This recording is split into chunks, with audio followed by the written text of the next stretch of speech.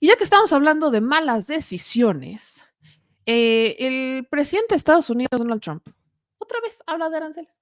Ahora lo hace, lo saca a lo general, ¿no? Dice básicamente Donald Trump que va a poner un, pues que quiere poner un monto de aranceles que es del 25% para el acero y este, ¿cómo era? Para el acero y aluminio. Ya lo hemos vivido, eso lo vivimos incluso cuando Andrés Manuel López Obrador era presidente, fue de las primeras amenazas que Donald Trump dice, vamos a imponer un arancel del 25% para el aluminio y el acero. Y eso fue en periodo pandemioso. Entonces, México, ¿cómo sortea esa situación con Donald Trump? Es ahí cuando México, pues empieza a trabajar el programa Quédate en México, porque al final del día, a quien también le afecta la imposición de sus aranceles es al propio Estados Unidos. Pero hoy otra vez saca esta amenaza y si algo nos ha demostrado esta estrategia de Trump, particularmente con el acero y el aluminio, es que no funciona de la mejor manera.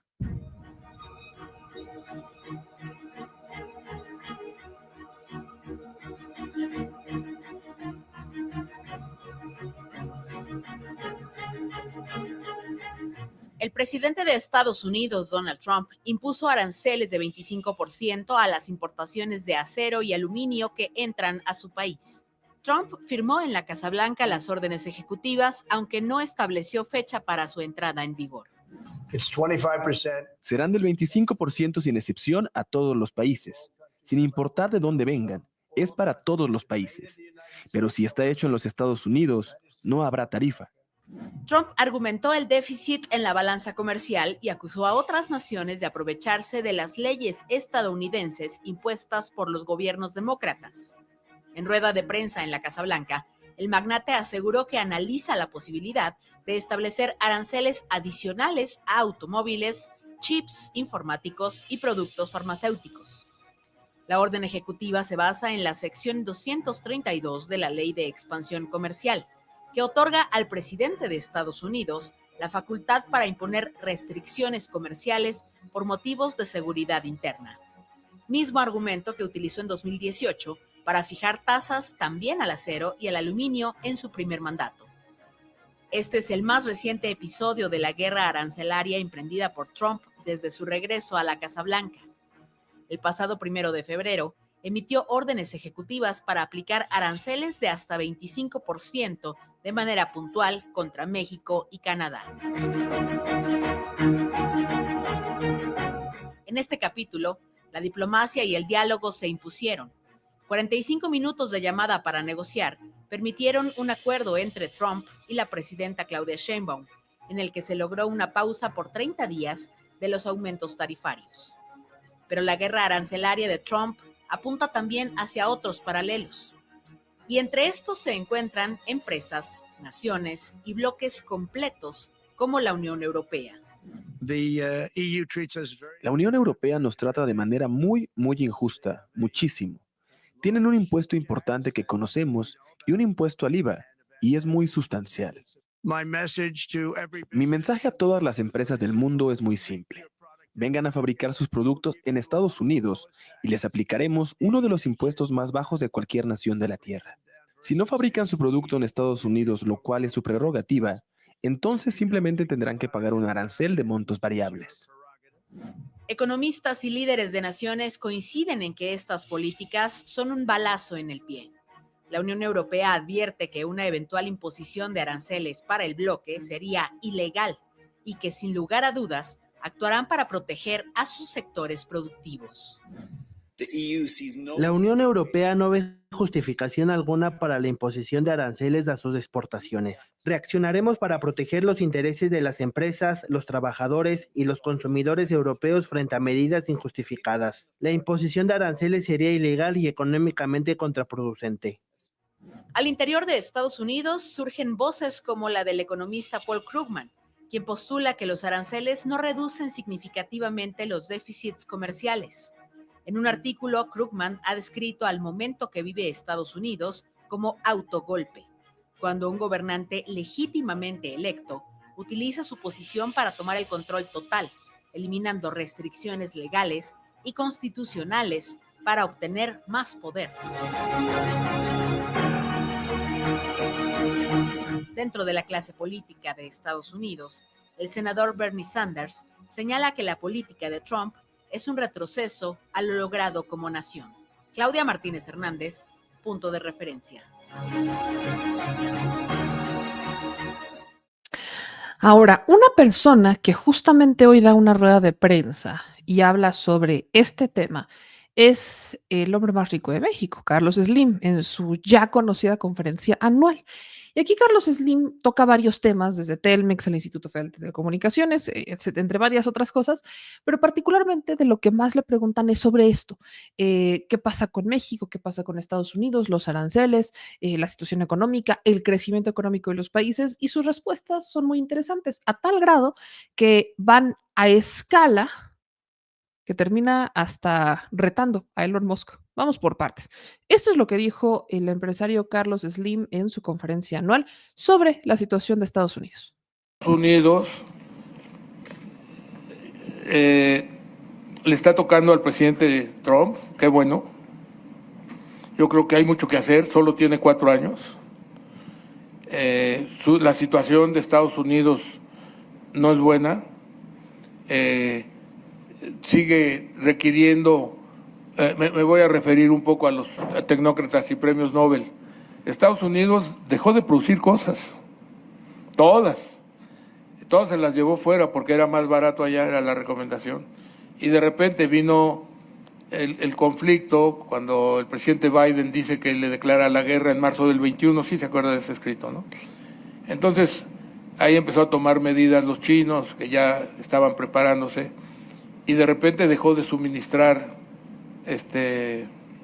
semiconductores.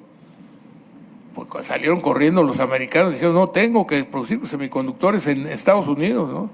Y ya quiere llevarse de Taiwán a Arizona, metió 50,000 millones de apoyo. Ya. Ahí se dio cuenta que casi ningún país puede quedarse sin algo que es esencial para ellos. Entonces, ahí son los semiconductores. Pero por otro lado, tiene que importar muchísimas cosas de China. Hay algunas que no hay remedio. Por eso lo que se antoja es que tengan una competencia económica y tecnológica cordial, vamos a llamar. No cordial, pero pues sí, vamos a decir relativamente cordial. En China hay tierras raras, hay no sé qué tantas cosas. China se ha preparado, tiene casi la mitad de producción de acero, de papel, de tal, tiene unas capacidades de producción enormes. Y eso viene de su 40% de inversión anual, es lo que sigue invirtiendo todavía. Esas inversiones brutales son enormes. Y ahí, aunque se ha formado una clase media de 800 millones de personas, da la impresión que es una clase media que no gasta, sino que ahorra, sigue ahorrando. A lo mejor tiene miedo que cierren las empresas o algo, pero no se ve que haya un consumo interno todavía muy grande, sigue habiendo inversión importante. Entonces, Estados Unidos tiene que buscar qué cosas puede proteger, qué cosas puede producir y qué cosas no puede producir.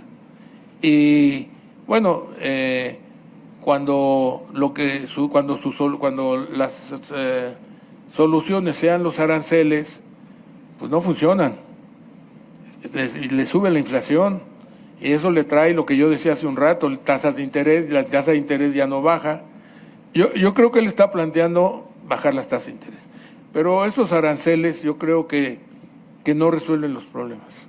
Pero el presidente Trump creo que ya está actuando en las cosas más complicadas que tiene que hacer, muy difícil, y la primera es que tiene mucho consumo y mucho gasto como país, mucho gasto interno y externo. Ya empezaron con el USAID, ya están viendo muchas cosas para meterse con ellas.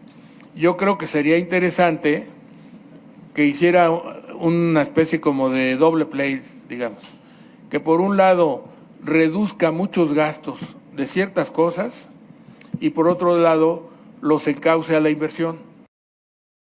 Que los países no están creciendo porque no están invirtiendo. crecer al 1, crecer al 2, no es crecimiento. Yo diría, luego cuando hablemos de Estados Unidos, pues que si va a seguir creciendo, si va a seguir invirtiendo, ¿cuánto dije? Mira, aquí tengo la hoja. Está creciendo Estados Unidos al 2.2, crece al 2.2 en los 24 años recientes, invierte el 21.9. Su inversión es de 21 y pico. En cambio, China creció al 8.1%, en lugar de crecer 2.2, 2.1. China creció al 8.1%, invierte cosas que no podemos hacer nosotros, pero invierte el 40%. Una de las cosas fundamentales para México en el futuro inmediato y en el futuro inmediato es que crezca, es que crezcamos, es que invirtamos. Entonces, eso a lo que se refiere la presidenta del 25 al 28, pone que el 25 y a ver si para el 30 ya podemos estar haciendo el 28, pero hay que buscar que invirtamos. Ahora, ¿cuál es una de las cosas interesantes de todo esto cuando hablamos de inversión? Que en todo el mundo, el principal factor de inversión es la inversión privada. La inversión privada es la mayor factor de inversión. Yo diría que en México la inversión privada es como un 80% de la inversión. O sea, México invierte el 80% más o menos de lo que se invierte. Más o menos, ¿está bien, Gerardo, más o menos? Bueno, 80%. ¿Y quién es el otro inversor? El Estado, la inversión pública, que se pueden dar en 3, en 4, según la recaudación, según el gasto, según la tasa de interés, según la situación, etcétera. Y la otra es la inversión extranjera, que viene e invierte en el 2%, 3%. Entonces, pues a lo que planteo es que nosotros estamos convencidos de que hay que invertir más del 25%, de ser posible este año. Claro, el gobierno no va a tener las posibilidades de hacerlo el año que entra. Que haya comunicación, empresa y gobierno, y que este año podamos invertir 25%, o cerca del 25% ya como algo concluyente, con la inversión importante del sector. Mateo, es necesario que haya un nivel mínimo de bienestar. De nada sirve que haya igualdad acá, ¿no? ¿Sí me explicó? O que diga, no, ya mejoró la igualdad, estamos acá, pero tienes a gente hasta abajo que está en pobreza extrema, ¿sí? Entonces no puedes tener que mejore tu desigualdad cuando tienes gente en pobreza extrema. Lo que tienes que tener es un nivel mínimo de bienestar. México debe tener, y cualquier país, que la gente cuando menos tenga un nivel mínimo de bienestar, y que ese nivel mínimo de bienestar sea ascendente, y que obviamente incluya salud, educación, alimentación. Sí, órale, dile, mira, él dice que para el año 28 van a llegar a Marte y que van de regreso. O sea que llegan personas y regresan el 2028. Dile que le echo una apuestita que no es cierto. ¿Para cuándo? ¿Para cuándo entonces? Que no es cierto, ¿para cuándo entonces? No, ahí le apuesto $1. Pero que el dólar diga, me equivoqué, tenía razón, no sé qué. Y yo se lo pongo si llegan en el 28. O para el 30 le doy $2. Ahí está Carlos Slim. Gran parte de lo que dijo en su conferencia anual es algo que ya había platicado de Díaz Moll, sobre todo el tema que tiene que ver con China y Estados Unidos. Estados Unidos ya no produce. ¿Sí se acuerdan qué políticas implementaban aquí en México? Esas exactamente, la de no producir lo que puedes producir y mandarlo a otro lado para entonces después importarlo. Bueno, a estas alturas sabemos que eso no funciona. Tan sabemos que no funciona que es el propio Donald Trump que quiere aplicar como un poco esa estrategia, pero la pregunta es, ¿qué van a producir en Estados Unidos? Cuando ya todo lo producen fuera. En China, en México. ¿Qué va a producir Estados Unidos? Y como no han respondido a esa propia pregunta, pues están de manera muy a la tradicional de Donald Trump, están intentando pues meter otras cosas sobre la mesa. Pero puntualiza eso, incluso reta a Elon Musk y habla de Telmex. Yo, en las cosas que yo no coincido con Carlos Slim es el que luego quiera que la gente se jubile a los 80 años, ¿no? Eh, a ver, si todas las personas trabajaran y ganaran lo mismo que Carlos Slim, no, jubílense a los 100 años, no pasa absolutamente nada. Es más, no estaríamos preocupados por bienestar, no estaríamos preocupados por pobreza, no estaríamos preocupados por vivienda, no pasa nada, pero eso no es así.